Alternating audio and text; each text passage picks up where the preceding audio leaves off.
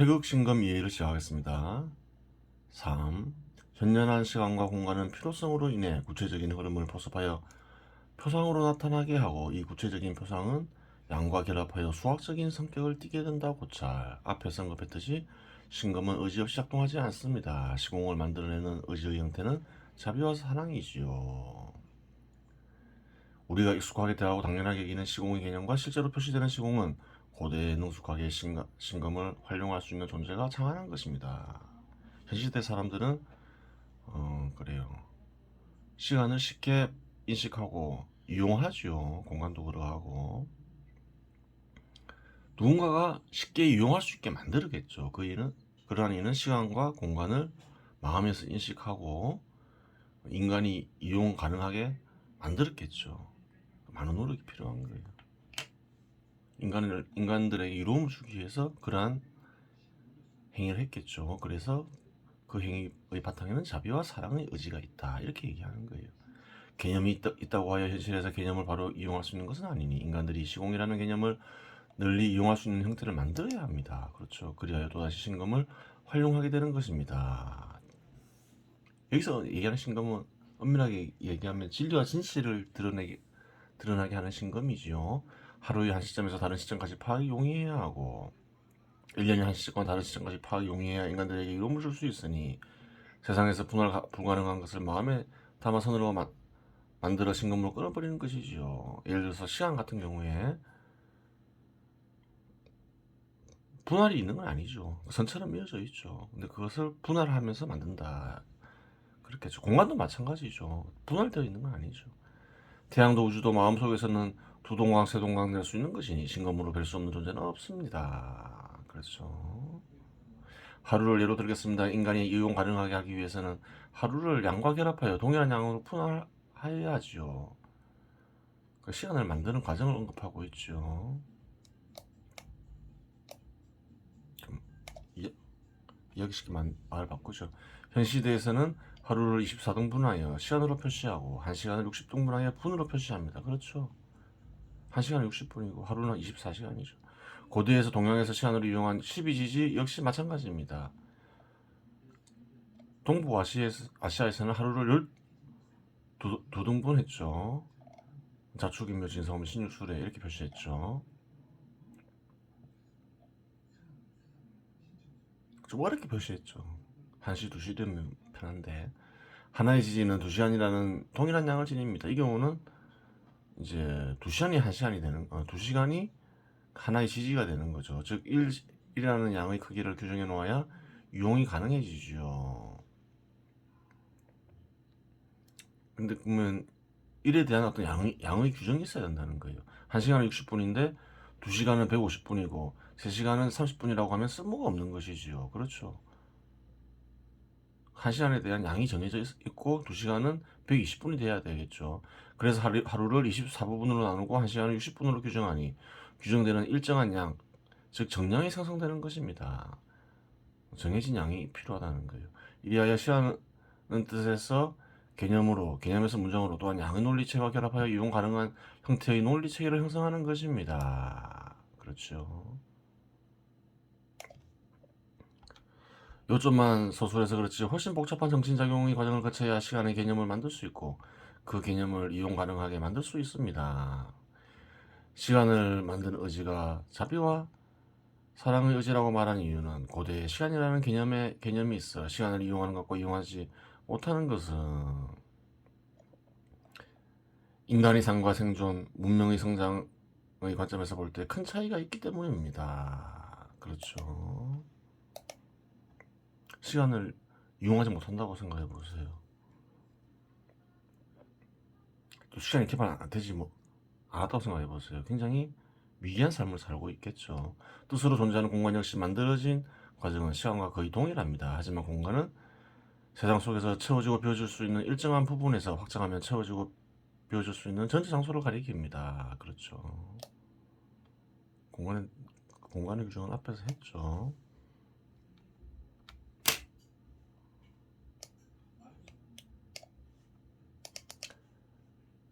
말을 이야기쉽게 바꾸죠. 공간과 시간이 가리키는 대상들에는 질적 차이가 있는 관계로 이용 가능한 형태를 만드는 과정에서 차이가 발견됩니다. 그 차이가 발견되겠죠. 정량화하는 대상이 다르니까 그렇죠. 채워지고 비워질 수 있는 장소는 물질을 이용하여 분할이 가능합니다. 물질을 연상하면서 정량화한다는 거예요. 이점 외에는 시간과 차이가 없으며 정량화 과정을 통하여 인간들이 이용 가능한 형태로 개념이 발전하는 것입니다. 정량화 과정에서 만들어지는 단위들에는 그리고 공간의 부피를 얘기하는 단위는 뭐가 있나요? 세제곱미터, 리터, 갤런 등이 있죠. 즉 부피를 나타내는 단위들이 정량화 과정을 통해 만들어집니다. 무엇을 통해서? 물체를 생각하면서. 시간은 무엇을 대상으로 무엇을 이용하여 만들어지나요? 순환을 이용하죠. 변화에 따른 순환을 이용해서 만들잖아요. 하루, 낮과 밤 어떤 순환 속에서 만들어지는 거죠. 계절도 마찬가지고. 실제 우리가 활용하는 정량은 감각적인 대상을 염두에 두고 만들어진 것입니다. 하지만 정량이 다시 물을 결합시키면 모든 감각적 대상이 사라지고 대상이 사라진 텅 빈 규정된 일정한 양만이 남게 됩니다. 그렇죠. 예를 들어서 1m, 1시간 이런 데는 이런 것은 어떤 대상이 있죠. 근데 시간과 뭐 단위를 지워버리면 어떻게 되나요? 수만 남겠죠. 그 얘기를 하는 거죠. 즉 무와 결합하여 순수해진 정량이 수이고 이 수에 적용되는 창조작용 형태와 파멸작용 형태를 연구하는 학문이 수학입니다. 그렇죠. 수만 따로 연구한다는 거예요. 정량에는 어떤 대상이 감추어져 있는데 대상이 있죠. 간직되어 있는데 그것까지 그 대상마저 지워버리면 이제 수가 남게 되고 그 수학 그 수를 연구하는 게 수학이 되는 거죠. 그냥 순수한 대상이 사라진 순수한 양을 연구하는 학문이 수학이다. 그 얘기를 하고 있는 거죠. 역으로 수학은 무화 작용으로 인해 텅 비어 있기 때문에 어떤 대상을 연구하여 정량화에 성공하면 수학이라는 학문을 이용 가능해집니다. 수를 연구해 놓은 학문이 있으니 정량화에만 성공하면 수학을 이용할 수 있게 된다 이 말이죠. 즉 수학은 텅 빈 양을 연구하는 학문이기에 모든 학문에서 어떤 대상에 대한 정량화에 성공할 경우 이용 가능한 보조 학문의 성격을 띱니다. 수학은 보조 학문의 성격을 띠죠. 과학에도 도입될 수 있고 사회과학에도 도움이 될 수 있겠죠. 정량화에만 성공하면. 문화 시공 정량의 발견 및 이용은 인간의 문명을 진일보시키는 정신혁명이었다고 보면 됩니다. 그렇죠. 이런 것들은 그래요. 여러 가지 인간으로 하여금 그래요. 자연을 이용할 수 있게 만들었죠. 신금의 핵이 되는 창조작용과 파멸작용은 절대자의 권능이니 절대자가 인간과 함께하면 얼마나 큰 은혜를 베풀었는지를 알 수 있는 흔적이기도 합니다. 그렇죠. 좀 어려운 말이죠. 예전에 설명했죠. 절대자가 진리와 진실을 영을 통해서 드러나게 한다. 그 과정에서 문화, 시공, 경량 이런 게 드러나겠죠. 그래요. 좀 어려운 말이니까 이런 말들은 시간을 두고 생각해 보세요. 시간이 남으니까 이현 씨를 한번 다뤄보도록 하겠습니다. 정치와 연결해 보도록 할게요. 꼭 정치에만 연결될 수 있는 건 아니죠. 아이고 리슨 2라는 시는 2017년에 쓰여졌죠. 194에서 페이지 194에서 195 볼까요 한번?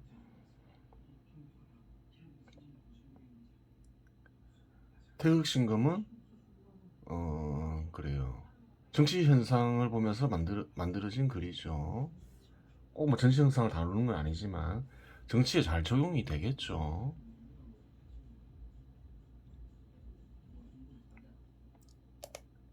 194에서 195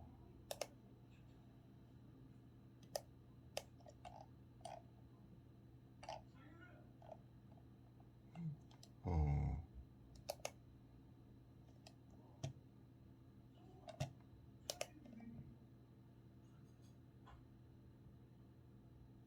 194에서 195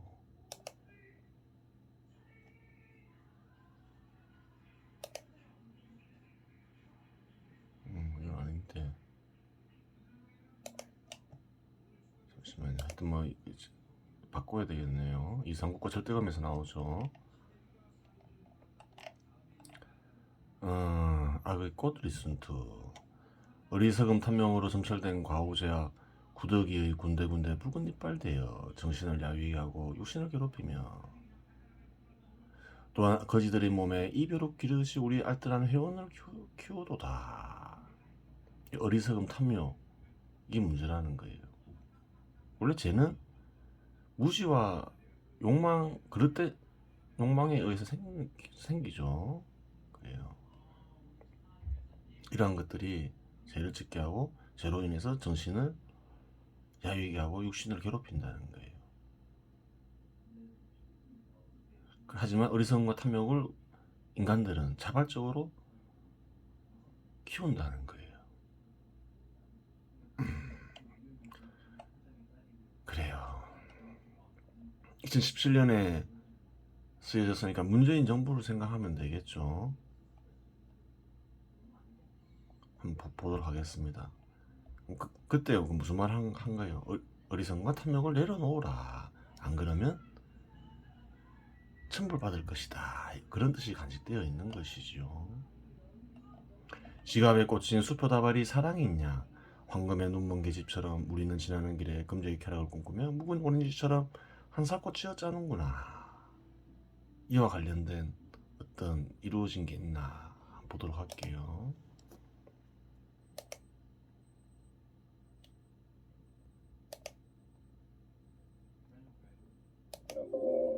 고민을 하고 마지막으로 의원들을 는 겁니다. 선거를 위해 현역 의원들에게 돈을 줄지 고민하고 있다는 겁니다.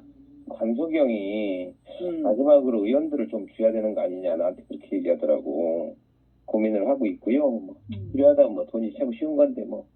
사흘 뒤인 4월 27일 여의도 한 중식당에서 이 부총장이 10개의 돈 봉투를 윤 의원에게 건넨 정황도 포착됩니다.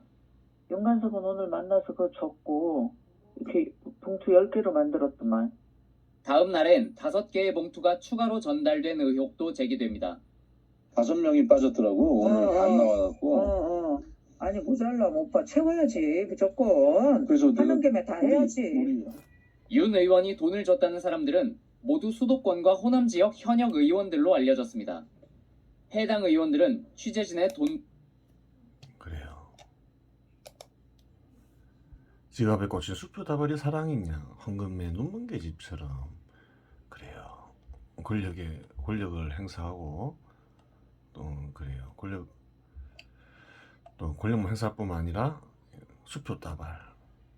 그래요. 수표다발. 요즘에는 한국에서는 수표를 잘 이용 안 하겠죠. 추적되고 이러니까 5만원짜리 화폐가 잘 이용되죠. 하지만 거의 맞았다고 볼 수 있겠죠.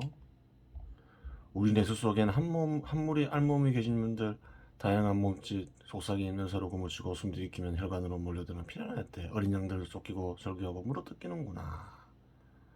욕망에 가득 차면서 좋았겠죠. 돈 받아서 뭐 있겠어요.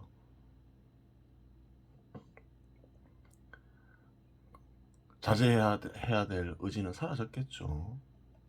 영의 소리는 사라져버린 거예요.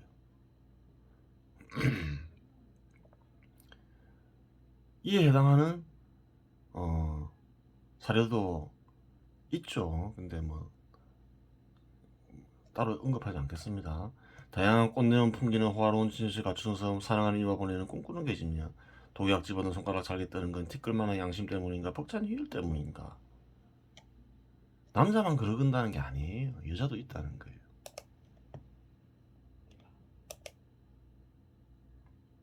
알려졌습니다. 여자 있잖아요. 여자. 해당 의원들은 취재진의 돈봉투 수수 의혹 질문에 당시 송캠프에서 그래요. 직책을 맡지도 현금을 받지도 않았다며 전면 부인했습니다. 그래요.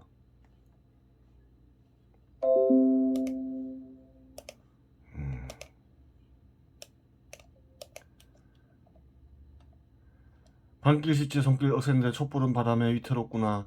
피눈물 생명 빨아대는 빛인 양, 피눈물 생명 빨아대고는 빛인 양, 촛불을 움켜쥐고 기죽기죽 웃으며 피 흐르는 누런 이빨 드러내는구나. 선한 척하면서 악은 다 저지르는구나. 무엇이 전해지나요? 위선적인 행동을 버려라. 위선적인 행동을 취하면 결국 안 좋은 일이 돌아올 것이다. 그래요. 어떻게 됐나요?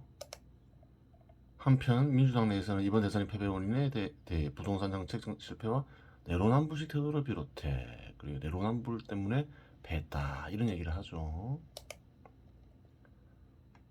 내로남불의 대표적인 사건이 뭔가요? 조국 사태죠. 공정한 척하면서 아니었다 뭐 이런 거죠. 위선적인 행동을 하지 마라. 그 얘기를 말하는 거죠. 촛불을 움켜쥐고 희죽희죽 웃으며 피 흐르는 누런 이빨 드러내는구나. 사악한 이들이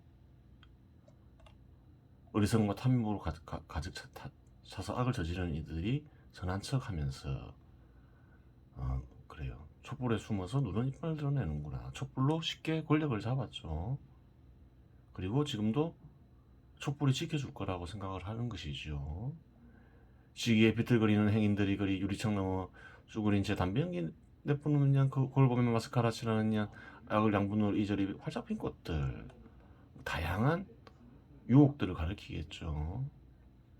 권력에 대한 유혹, 뭐 돈에 대한 유혹, 권력에 대한 유혹과 자리에 권력 그래요.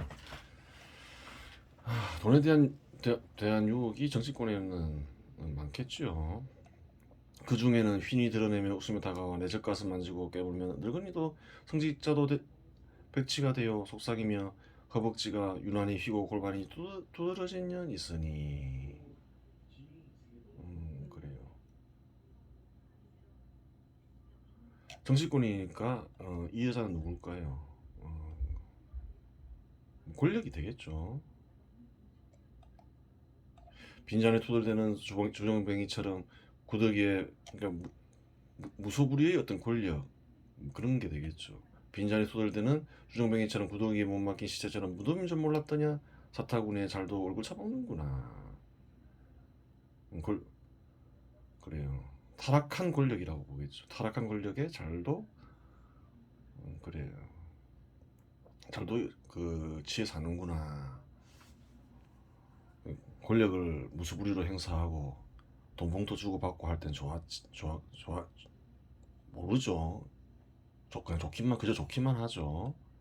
뱀처럼 비비꼬며 비스듬히 누운 채 휘어감는 금미술 같은 눈동자에 벌떡벌떡 요동치는 물고기 같은 몸부림에 별빛은 그 붉은 커튼 뒤로 사라지는구나. 그래요. 별빛. 참된 뜻은 다 사라지고 그저 욕망 속에 살아가는구나. 권력을 뒤두르고 돈이나 주고 받고 희죽거리며 그렇죠. 그렇게 할 때는 좋았겠죠. 근데 어떻게 되나요? 돌아보면 새벽바람에 쓸려오는 가죽 부대 덮어쓴 해골이 똑같은 몸짓 속삭임. 머저리여 알아두거라 가시돋친 조화를 위선자여 내 동료여 내 형제여. 다 부질없는 것이라는 거예요. 어떤가요? 예언의 한 90%는 이루어졌죠. 90%는 이루어졌어요. 이제 처절한 어떤 후회만 있으면 100% 이루어지겠죠. 돌아보면 새벽바람에 쓸려오는 가족 부대 덮어선 해골이 똑같은 몸짓 속삭임. 그러한 짓들은 다 부질 없는 짓이었다. 그 얘기를 하는 거죠. 요즘 일주일만 되면 뭐 촛불 시위도 하고 막 그러죠. 그래요. 많은 사람들이 참여하고 정치인들도 참여하고 그러죠. 예언 시에 입각하면 어떻게 되나요? 지금 90%까지 맞았죠. 다 부질없는 짓이라는 거예요. 그렇게 되는 거예요. 그럼 100% 이루어지겠죠. 그래요. 허망함이 남겠죠. 이 시대대로라면. 정말 그런 시가 있었냐 한번 볼게요. 2017년 그래요. 이거 여기에 나와 있죠.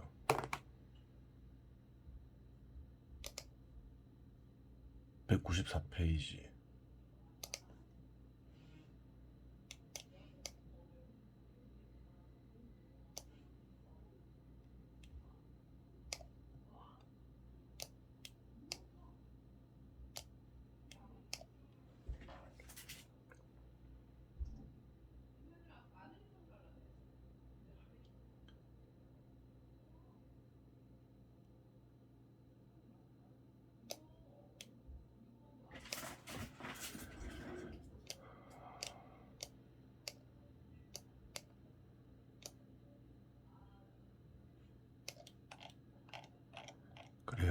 있죠. 아이고 리슨투. 이로써 아이고 리슨투는 완성되었습니다. 이런 유형의 시가 거의 없는 대한민국에서 이 시를 접하면 세기말적인 분위기에 당혹스러울 수 있을 것입니다. 일반적으로 이런 유형의 시를 데카당스풍의 시라고 하는데 사회적 분위기가 어두울 때 유행을 타는 경향이 있습니다. 그래요. 이 글을 쓴 이는 사회적 분위기가 어두워진다 이렇게 보고 이제 이 시를 썼죠. 유행할 때가 됐다. 뭐 직관적으로 알았던 거죠. 그 뒤로 그래요. 코로나 사태도 터지고 그랬죠. 지금 보니까 이 시는 그때 좀 보들레르 시가 좀 문득 떠올라서 보들레르 시를 보면서 모델로 해서 만든 시죠. 그런데 지금 알고 보니까 어떤가요? 보들레르 시하고 좀 다른 부분이 있죠. 뭐 데카당스 풍의 시는 맞죠. 퇴폐 타락적인 것이 한데 좀 그 예언시적 성격이 있죠. 그래요. 알고 보니까 예언시였던 거예요. 이 글을 쓸 때는 뭐 특별히 뭐 예언시를 쓰겠다 이런 건 아니겠죠. 그냥 보들레르 시를 쓰면서 문득문득 떠오르는 말들이 있어서 시로 만들어 본 것이겠죠. 근데 알고 보니까 예언시였더라 이렇게 되는 거예요. 그래요.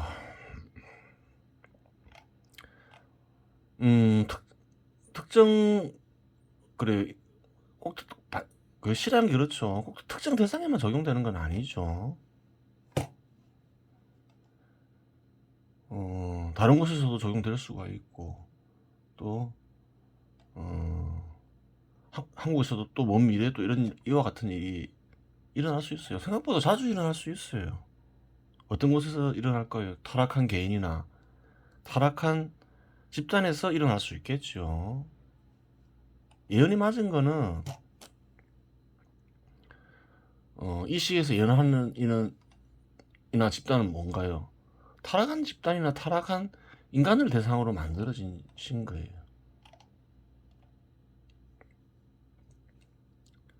이 예언이 들어맞았다는 거는 뭐 특별한 게 아니라는 거예요.